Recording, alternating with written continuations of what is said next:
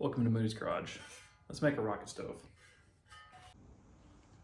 Okay, for this rocket stove, we're going to be using some 3-inch tubing. This is 1/8 wall. A little bit of this angle iron here. I think this is 3x3. Some 1-inch tubing for the legs. A piece of 1/4-inch plate for the base. And a little bit of expanded metal. And that's it. So we're going to get this marked out. We're going to cut a 16-inch and a 12-inch piece off of this. 2 little 1/4-inch pieces off the angle iron, and probably 2 6.5-inch pieces off the 1-inch, and then we're going to trim this up so it's a nice rectangle for the base, and then we're going to trim the expanded metal so that it fits inside of the tubing.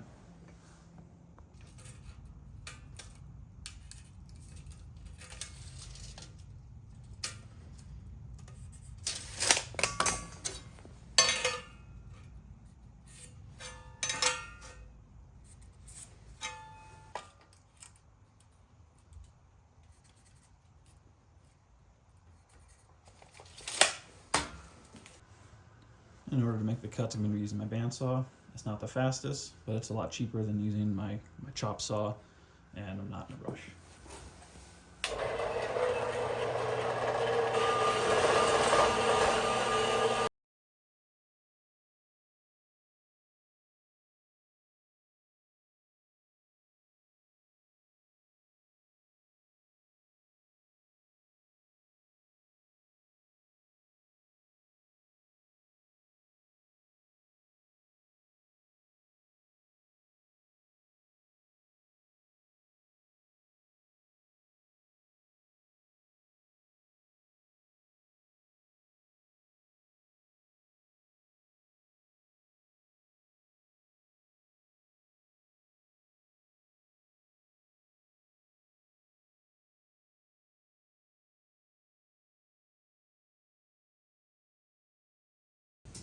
I'm using number 9 expanded metal,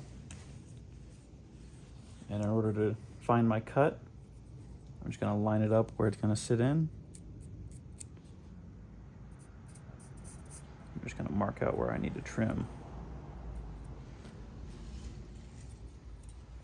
So I just need to cut along the marks, and we're going to cut this with an angle grinder.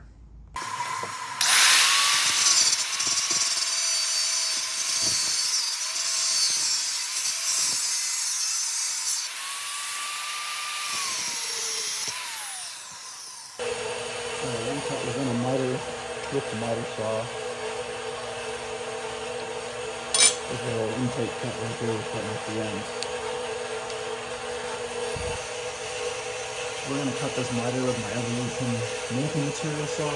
This actually isn't ideal for cutting steel. It's going to be about 20,000 RPM. They make a steel one now. It's going to be about 1,300 RPM. It's much better for cutting steel. This does it just fine. It just burns through blades a lot faster than it should. We're going to get this cut. We're using this instead of the bandsaw because the bandsaw, with anything bigger than 3 inch, doesn't go all the way to a 45. I can get like a 40 out of it, which would still work. It's just not what I want.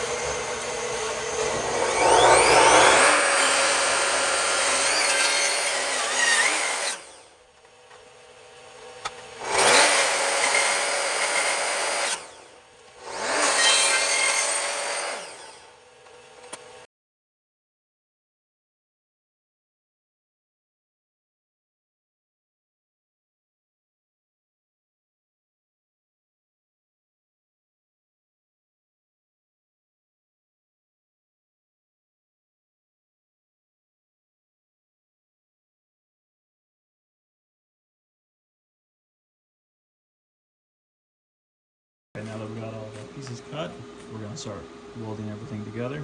So we're going to stick weld this with the AHP Alpha TIG 201. We're going to be using 3/32 70/14s. These are great rods for learning. They're really easy to use. They're like 60/13, just a little bit stronger. We're going to be running DC electrode positive to get a little bit more penetration because these are a lower penetrating rod. I'm going to start on 70 amps to do the expanded metal so I don't burn through it. And we're going to run the rest at 75 amps. Okay, so I've got my expanded metal in there. It's a tight fit, so so it stays on its own. If it is a little bit looser and you have some gaps that you may be able to bridge, then you can take one of your little welding magnets, stick it in there to hold it.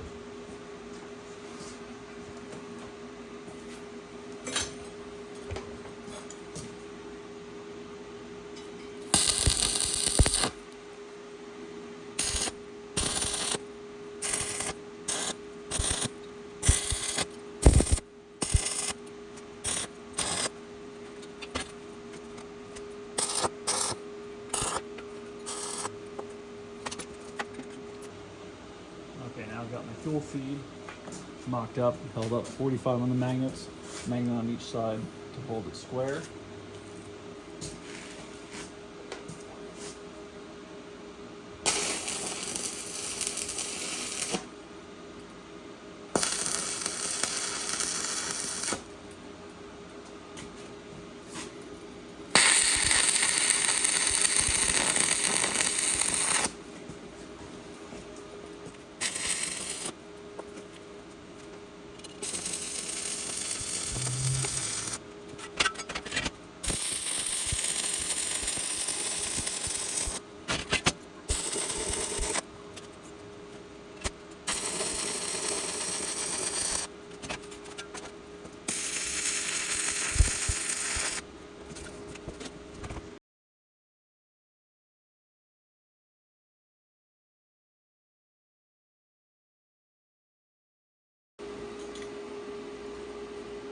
Okay, I'm going to go one more pass up top, and then one more pass down this side here. Because it didn't fully weld, and I had a little bit of a gap, and it blew some holes, but with one layer down, you should be able to do a nice cap.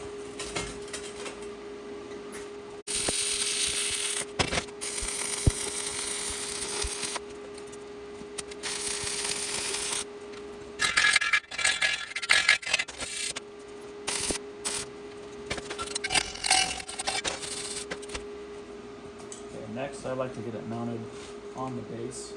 You're just going to take your air inlet here, you just mock it up and make sure it's where you want it. Make sure you be able to get a weld on the bottom there to get it all sealed up.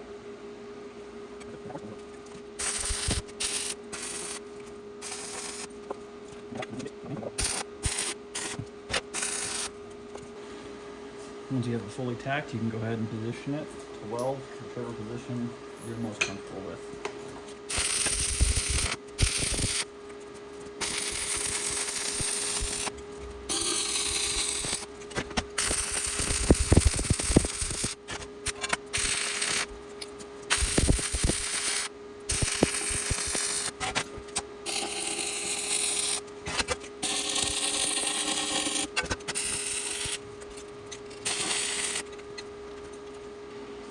Now we'll take our pieces of angle iron. These are going to sit on the top, leave a little air gap, and then also give you a wider surface for putting on your pots, pans, whatever you want to use on here.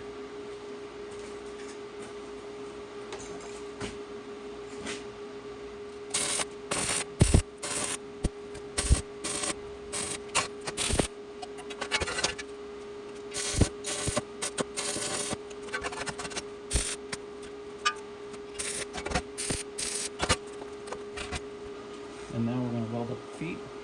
These are really easy, just little magnet holes. There's all kinds of ways you can do the feet. This is how I like to do it.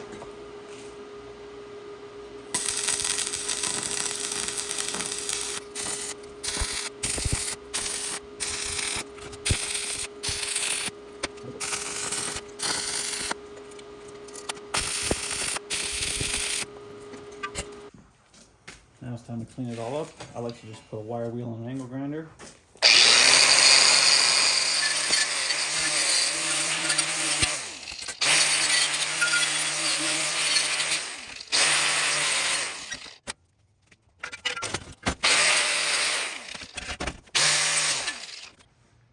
Now from here you get a look at all your welds and see maybe there's some spots you want to clean up, make them look a little nicer, and then go back through. I like to use a flap disc and clean up all the burrs around any edges so that if I do decide to sell it, it's safe for someone else.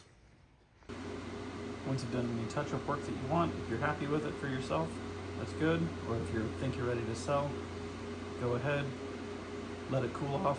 You can clean it up with a grinder now, and once it's cleaned up, you can go ahead and slap some high temperature paint on it like we're gonna do here in a minute, or sell it plain.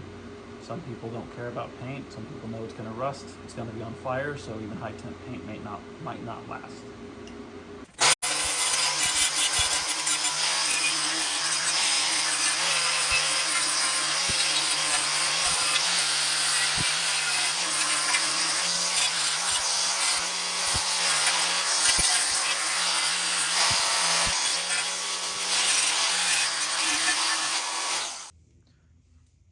Anytime you're painting like a rocket stove or a barbecue or anything, you want something with high temp. So I have some Rust-Oleum here. This is flat black, rated for 1200 degrees.